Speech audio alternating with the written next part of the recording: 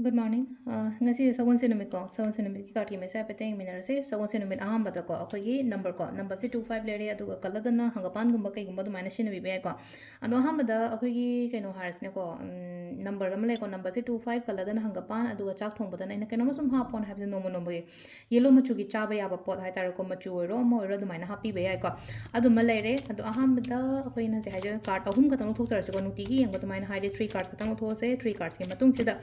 ꯑꯩꯈꯣꯏꯒꯤ ꯀꯩꯅꯣ ꯍꯥꯏꯔꯁꯤꯅꯦꯀꯣ ꯑꯃ ꯈꯟꯕꯤꯔꯁꯦꯀꯣ ꯑꯍꯨꯝꯁꯤꯗꯒꯤ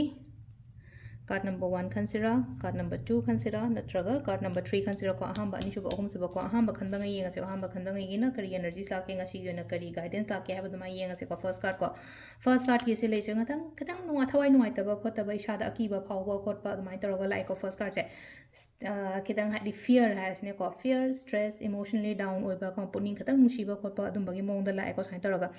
ada sida leino ko hadi sigi lakpa matam sida ko hadi nungai te khote haraga di losalaga thambai mo ta ko hadi mingoda wari watai gumba sadokpiba khotokpiba adu su yai ko silai se ko sisina akhoi ahamba first card ki lere ko number 2 gi message na sida lei se hadi mi punba khotpa adumai taro lai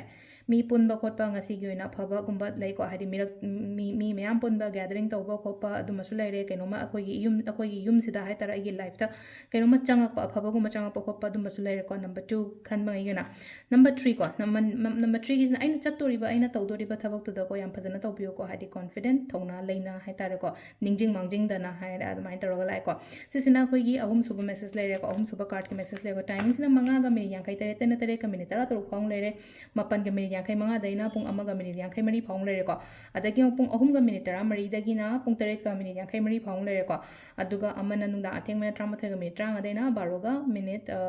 yankai taru phang laire ko adagi amana ani ga minute 13 tagina pung manga ga minute yankai tare phang laire ko sisina khoi gi ngasigi oina afaba timing ko do silai re khoi daily card message se ma'am thank you